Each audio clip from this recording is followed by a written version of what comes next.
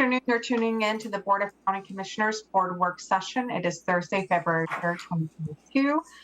It is 2:53 p.m. We're starting the session a little bit later. This is a virtual meeting. For public attendance, you may follow along on the Thurston County YouTube channel or join by calling 360-252-9020, PIN number 1234. I am Carolina Mejia, Chair of the Board. Vice Chair Ty Menser will be joining us here shortly. Commissioner Gary Edwards joining us from the boardroom, along with our County Manager, Ramiro Chavez, Assistant County Manager, Robin Campbell, via Zoom, as well as other staff members joining us via Zoom. Today we will be discussing A-25 Forest Land Conversion Ordinance and Tree Protection Standards, Scope of Tree Protection Review. So, County Manager, I'll hand this off to you. Yeah, and moving back to the previous briefing, there's a little bit different. So the previous briefing is for you to consider recommendation by the Planning Commission. They have gone through already a process. And the previous briefing, you determined the scope of work back in April of 2020. So this particular items that you will be hearing today is going to be what the scope of work that you would like to staff to work on. So it's a little bit early in the process, if I may. So you will hear the details of this briefing, but that is the intent of this briefing, is for the board to provide guidance at some point as to what the scope of work will be of this item. Josh? That's exactly right, County Manager. Thank you. And this is related directly to one of the items that, the commissioners can ask, what can we do to support you moving through the docket items that are important to the commission? And this tree protection was one of them when we were doing the docketing and prioritization process. And we said we need capacity, and you'll see there's a new face on the screen here. And I'm sure that the team will introduce her, but COVID has been an interesting time. I have actually never even met Ashley in person, I don't believe. So it's great to see you here, Ashley. We look forward to the presentation and starting this scope. So thanks, team. Take it away, leaders. We would like the new face to introduce herself. Go for it, Ashley. Yeah, well, hello, I'm Ashley Rye, and I am relatively new to the group. I joined in September, and happy to be here. Give us a little bit about your background. My background hails from King County Metro, where I was a transit planner, focusing on sort of large-scale transit service projects. And prior to that, I spent about 8 years doing urban and transportation planning down in Oregon. And you live here in Thurston County now? I do. I live a few blocks away from Lincoln School, and I think I've seen Josh outside there during pickup. Yep. Well, welcome aboard. Thank you. It's good to move here for the good life. Go ahead and take it away. Madam Chair, we do have a hard stop at 3:30 because we have another briefing with other players.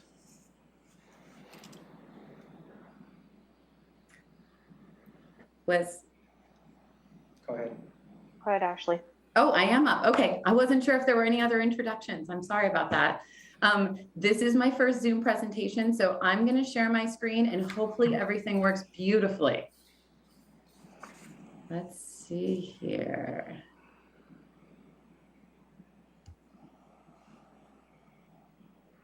Is everyone seeing the presentation?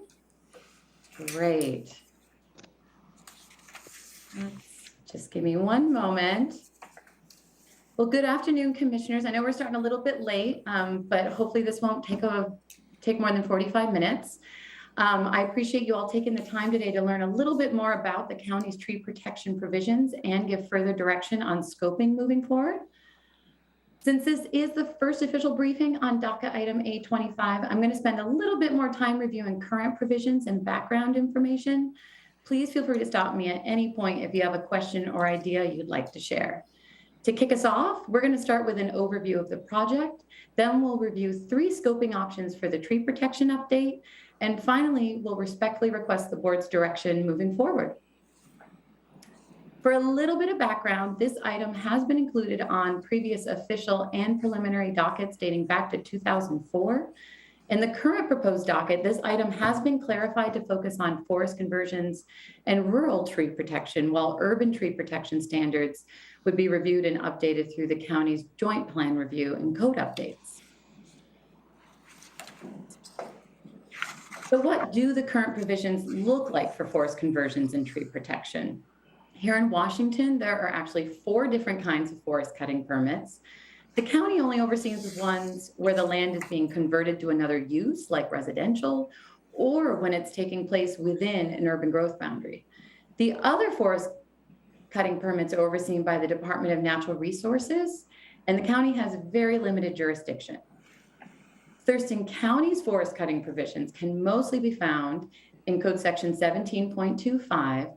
And within this section, there are actually 2 different sets of standards, one for tree cutting in rural areas and another for tree cutting in the North County urban growth areas. These provisions were last significantly updated in 2004 and aren't in keeping with current state regulations or the tree protection measures in Lacey, Olympia, and Tumwater.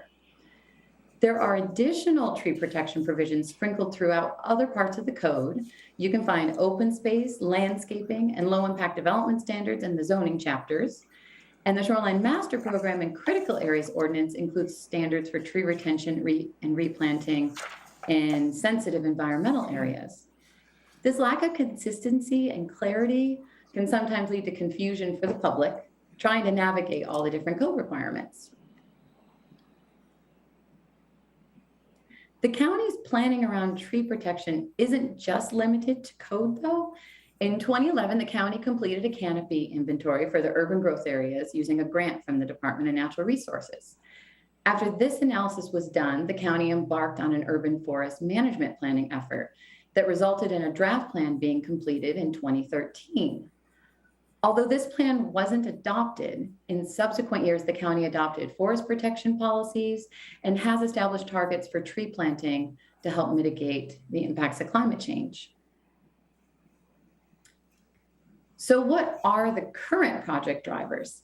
In addition to being included in the development code docket, the Sustainable Thurston planning document and the county comprehensive plan call for no net loss and the protection of forest lands. The recently completed climate mitigation plan also includes 20+ action items related to forest management and tree protection in the region. And finally, the North County cities are in the process of updating their own urban forest management plans and tree protection provisions. Here's a quick review of where we're at with the project today. This past year, staff spent time looking into existing programs and provisions, both here and around the state. We also reached out to stakeholders and researched grant opportunities. And of the priority issues identified preliminarily by stakeholders, one is to update and expand the county's 2011 canopy inventory to better understand changes that have occurred. And another priority is to establish a regional stewardship program that supports small forest landowners in their efforts to conserve and plant more trees. This initial work informed the scoping options we're going to review in just a moment. And once the board provides further direction, we'll move forward with the other project elements listed here. So staff has developed 3 scoping options that aim to further the county's tree protection goals. The first option would address ongoing concerns from both the public and staff about the county's forest conversion ordinance. The second would add in an update to the county's tree canopy inventory. This information could be used to guide a broader update to rural tree protection provisions and inform other ongoing planning efforts. The third option would go beyond a code update. To develop a forest stewardship program. Working with our regional partners, we could allocate staff time to efforts that incentivize tree planting and conservation. Diving in a little deeper, option 1 would take a significant step forward in updating the forest conversion ordinance. Code updates would clarify existing tree protection provisions, streamline permitting processes, and address inconsistencies between various code sections. This collection of code updates would strengthen the county's existing tree protection provisions by making them easier to understand and implement. Staff does anticipate it taking at least until late 2022 for the board to review and adopt a code amendment package like this.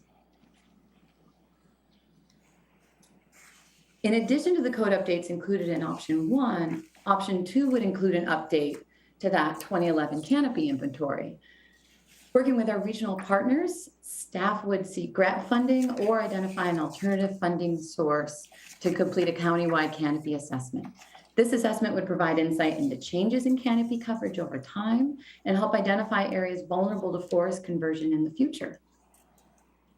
Completion of a countywide canopy assessment would also inform other ongoing planning efforts like the Climate Mitigation Plan, the Shoreline Master Program, the Voluntary Stewardship Program, and Habitat Conservation Plan. It would lay the groundwork for establishing canopy goals and help inform rural tree conservation efforts.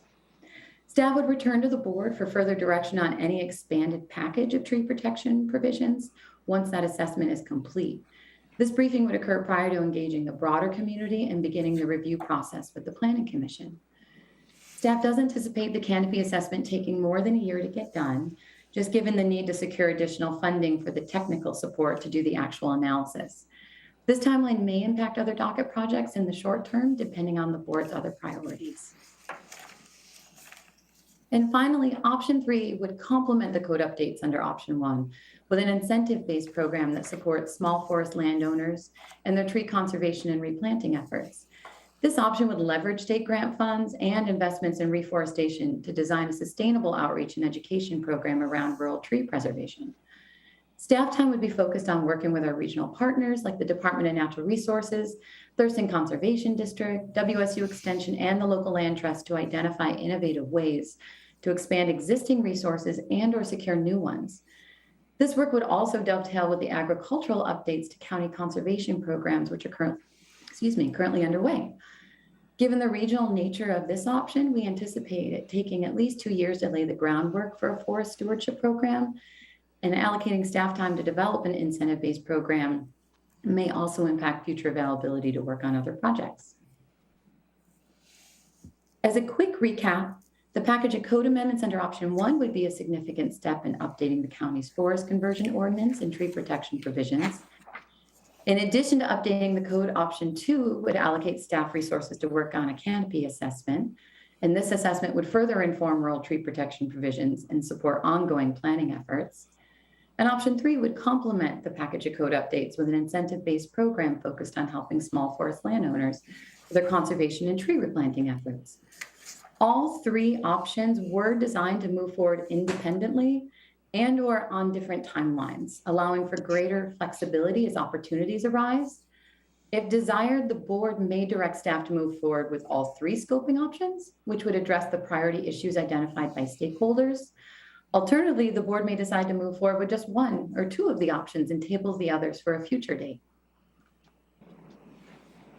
Although we are flexible in timing, there is a grant opportunity coming up. And so the earlier we have some direction, we'd be able to take advantage of that potentially. We do respectfully request the board provide some scoping direction. And I look forward to answering any questions you have. Thank you, Ashley. And could you bring down the PowerPoint, please? Yes. Just so I can take a look at the screen. Thank you. Yes, of course. Thank you. Okay, Commissioner Edwards? Being we don't have much time, I'm just going to say one thing, and this is a benefit of being old and having been through some of these things in a different role. I wonder if there isn't a different way to message this to the community. And the reason I say that, like the last portion there, where Ashley said something about, what was it? Establish a forest stewardship program, like maybe even a tax deduction or something like that that might go along with it. What I'm concerned about was, as soon as this goes public, that a tree ordinance is being worked on in the county, you're gonna hear chainsaws start up all around the county, and people think that they're not gonna be able to do anything with their property, and they go out and they do whatever they think they need to do now, when maybe they didn't have to do that.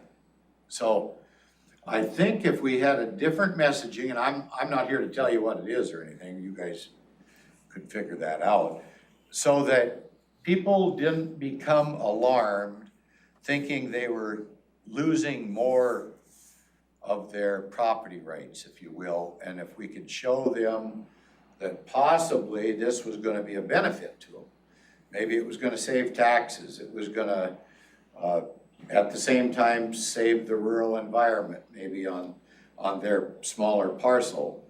Where otherwise, they may have been thinking, geez, I haven't done anything on this place for 20 years, and now my trees are 40 years old and marketable. So, but probably the difference is you won't hear chainsaws start up so much because they have electric chainsaws out there now, and they don't make any noise. So, used to be we'd get calls from neighbors, what's going on over there? You'd go over and look and there'd be a 5-acre parcel, pretty well skinned. So all I'm saying is if this is something that might move forward, I believe messaging is a big piece of community cooperation if it can fit in. So other than that, I'd like to know more about your grant opportunities and what you're referring to there. Do we lose that by waiting a month or 6 months or whatever? Or maybe more opportunities will be coming. I just don't know what you're talking about in that regard. So that's just maybe a suggestion and a question. Yeah, so the grant opportunity, it's similar to the last one that the county received for their canopy inventory in 2011. So it is through the Department of Natural Resources. At this point, we have chatted with the city of Olympia to put in an application for a regional grant to optimize our chances of getting it. The due date for that grant application is March 3rd. So we have done some preliminary work so that we don't miss the opportunity, but we wanted to make sure that we got the feedback from the board on whether that was something that the county should pursue. Great, thank you. Thank you. Commissioner Menser, I saw your hand up earlier. Go ahead, sir. Yes, I can be really short and succinct on this. This was my, I was the one that kind of drove this forward, and option 2 is the closest to what I was shooting for. And so that's my preference, is that we follow along with option 2. And I want to thank this one, this one's been on there a while, but it had a different kind of scope. And so I was sort of working with Jennifer Davis before to kind of recalibrate what this was about. And I just want to thank staff because I think this has been recalibrated in the direction that the board intended. And when I read through this, it was on point. And so I'm thankful that we've got this item on track, and I would support option 2. Option 3, Forest Stewardship Program, that may be something we want to do down the line, but I don't, that's not really the focus of what I was trying to get at. And that may be something that we move toward later. But right now, given the timelines that you've laid out and the staff resources, I'd like to stick with 2. Thank you. And I'd written as well, scope 2 seemed a little bit more aligned. I thought scope work option 3, the fact that it relies so much on grant funding and we would be on that schedule, just the timeline of that would be so extended. So, and then scope 2 seemed to kind of fit in with all the rest of the work that we're doing, including the climate mitigation plan and the shoreline master program. And I think it aligns very well with those. So I don't have any questions, but that's just kind of where I'm leaning. Commissioner Edwards, how about you? I'm worried about the messaging, I guess, and coming at the same time with the shoreline management messaging. So I think we need to change the message before we start moving forward, but that's just me. How to do that, I don't know what that would entail either. So. Go ahead, Director Cummings. But offer to the commissioners that the titles, really, if you have suggestions on how we might message them, we're open to it. We put the titles in there as our perception of what the overarching concept is, but we're open to receive what you think. As the elected officials, you've got your pulse in the community. So please let us know if there's something that we can change or adjust that would align with your perspective. I really don't. I just think I have a good feel for rural America, and I know a messaging issue could mean a lot. That's all. I don't know what to say. I don't want to lie to anybody. I want to tell the truth. But some of probably what I'd talk about would have something to do probably with all three of those options when it comes right down to it. And maybe ability to save the taxpayers some money at the same time through placing property in a certain category, I guess. And then if they violate that or don't go along with that, there's always a tax penalty. And I think there's something in place now. If you log before, I don't know, before you should have, or then you have to pay back taxes or something for a period of time.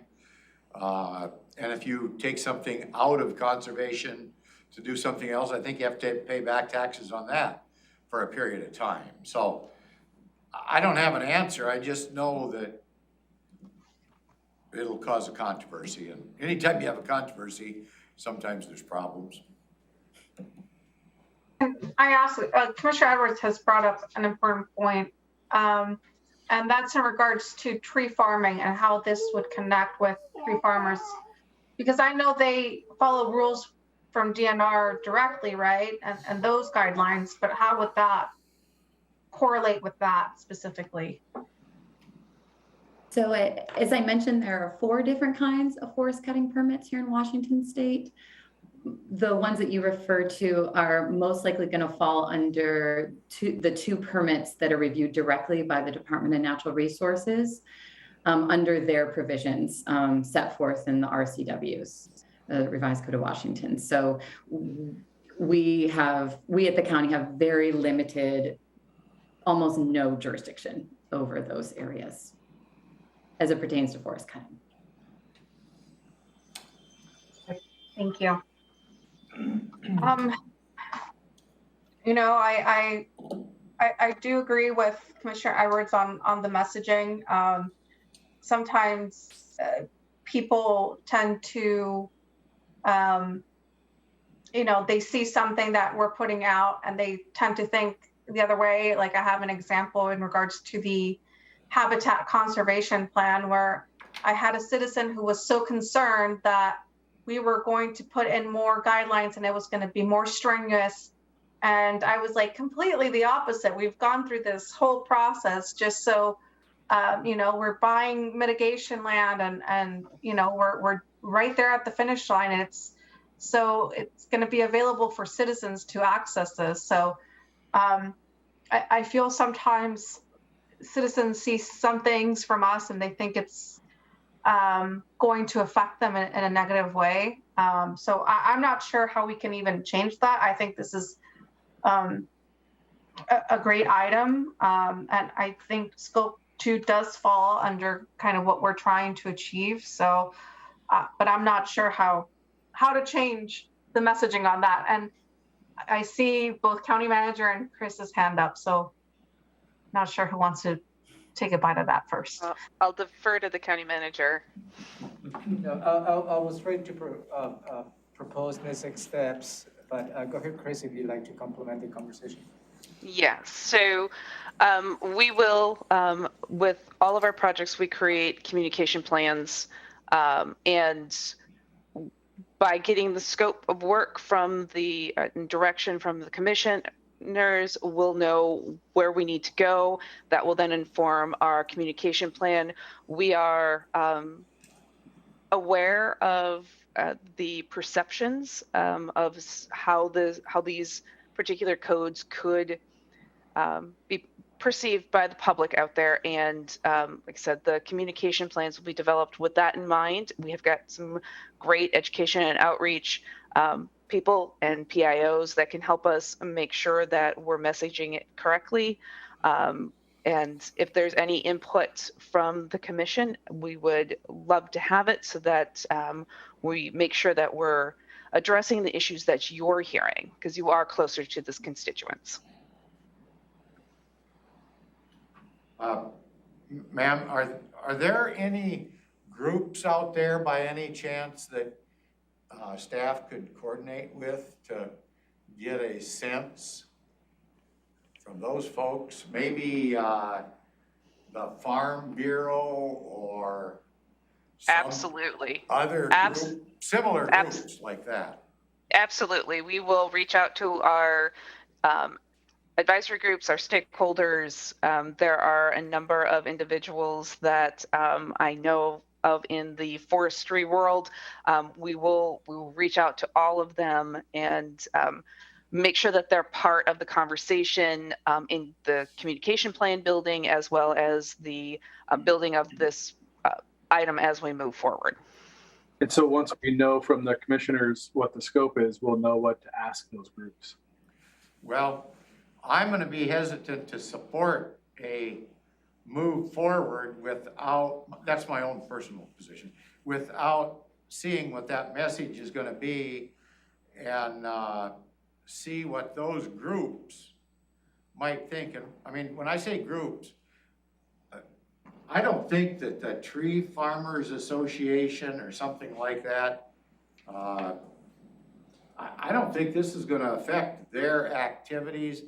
I think it's the smaller landowner, and I use the Farm Bureau as the example, mainly because those folks oftentimes depend on, I don't know, logging 5 acres or something so they could buy a tractor with the cash they get.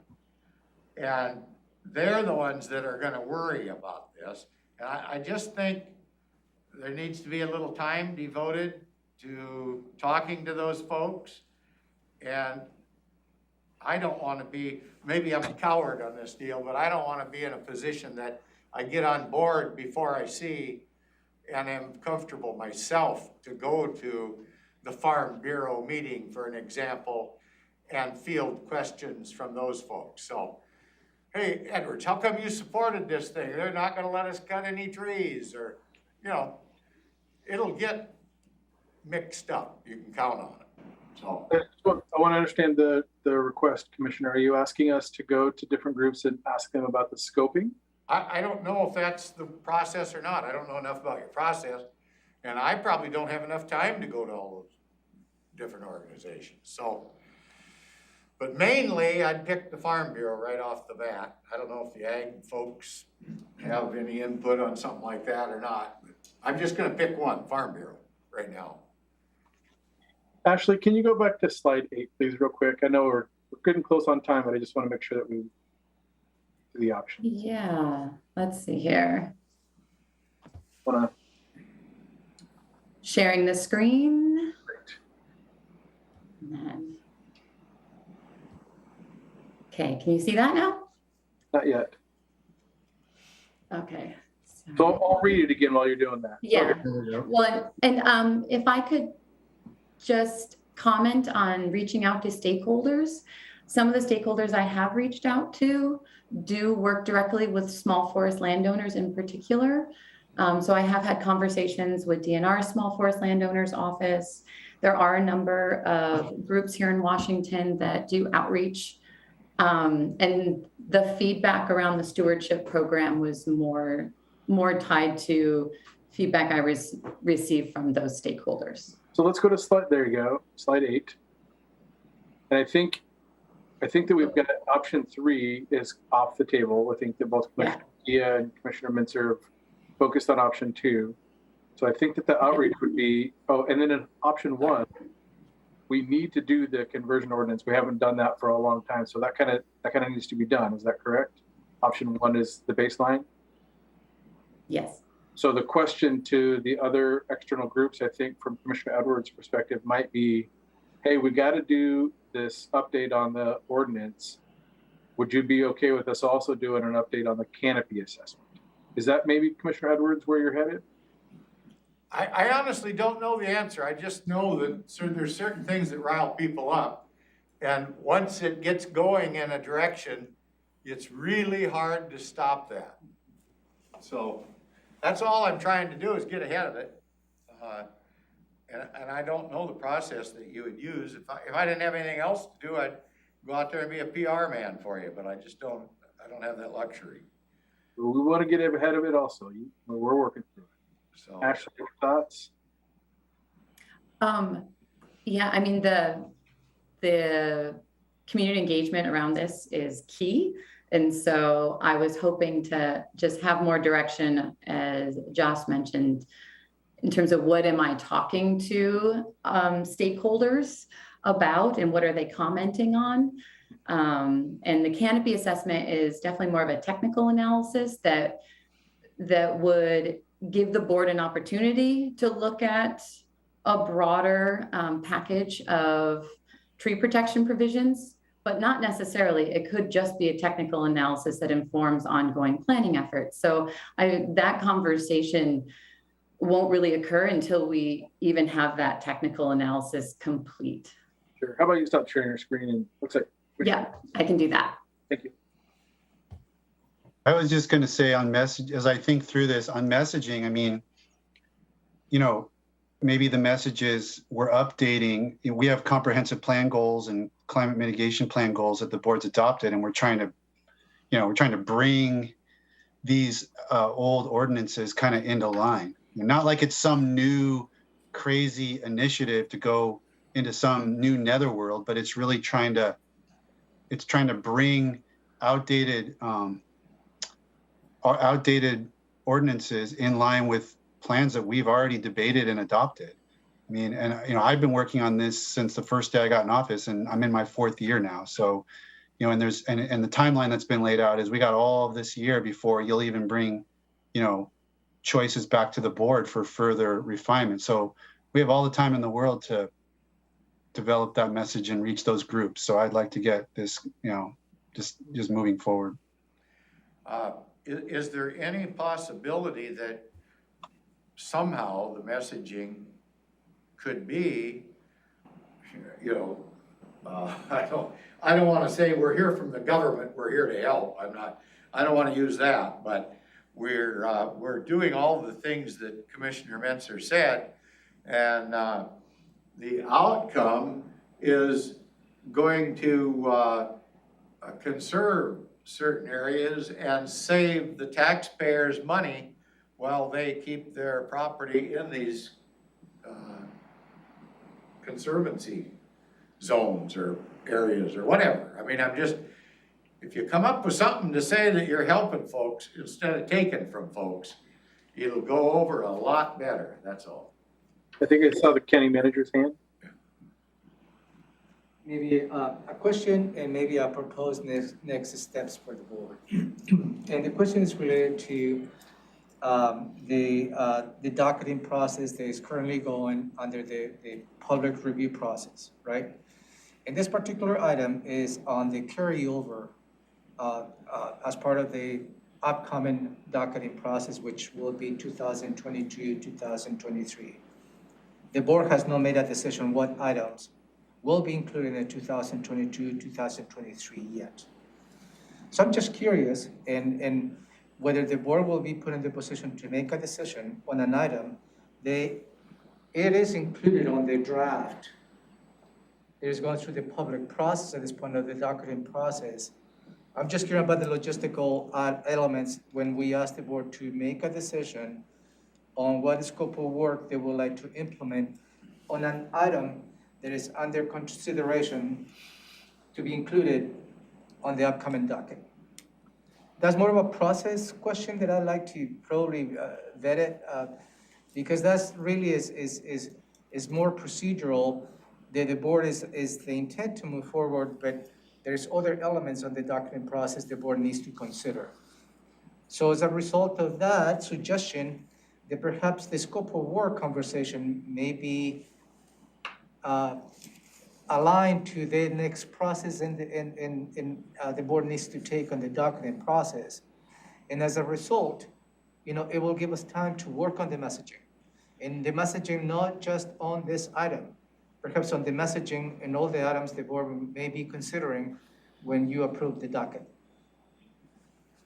So, Go ahead, Commissioner Menser. Just real quick, I don't know that I agree, Ramiro. I think that it will help if the board knows the scope of the item, then that will help us assess the priority and whether it gets added. I mean, you could fold that into that discussion, but that just creates a complicating factor when if we're debating scope, and then, you know, there's more clarity to the decision making and the priorities that we have to set if we've already decided what it is we're addressing. I think that both points are correct. With the carryover item like this, it can go either way. The only, I guess, differentiating factor is the grant opportunity that's currently available. But other than that, staff could go either direction, county manager and commissioner. I guess I would say on the grant opportunity, grants, they keep coming. I mean, that one might go away, there might be another one, but I see something workable and more sellable to the public, approaching it the way the county manager mentioned, than rushing ahead with it. There's a lot of reasons that there's a lack of trust out there, and I can tell you the first thing that's gonna happen is you're trying to tell us how to run our property and all that. I mean, there's already a little animosity with government. I just hate to see it get worse. related to the grant, if I may, my suggestion will be to go ahead and apply for the grant. And if the grant materializes, if something changes, then we just don't accept the grant. But I think it will be at least give the county as much opportunity to secure money to go ahead with the grant application, because it's just an application at this point. And then we'll know down the road if we're gonna be selected to receive the money. And at that point is the decision is whether that continues to be the desire of the board to continue with this process, with the scope of work or not. But I think my recommendation is to go ahead and submit for the grant because it provides additional opportunities to receive money for the county. So I'm leaning towards scope 2. You know, I believe with the public comment and just how long the docket items just take in general, you know, I feel like part of that docket item is doing our outreach, and the Farmers Bureau can be one of the places where we do outreach and kind of, you know, think of a communication style moving forward. But I would also just because we're about to be deciding and we're right at that moment for public comment right now, that I think it's great to be receiving public comment on this and for people to have more of a general idea on exactly what we're leaning towards, instead of people just commenting generally and not knowing which direction we're leaning or not. So what I'm hearing is Commissioner Menser, Commissioner Mejia would like to move forward with option 2.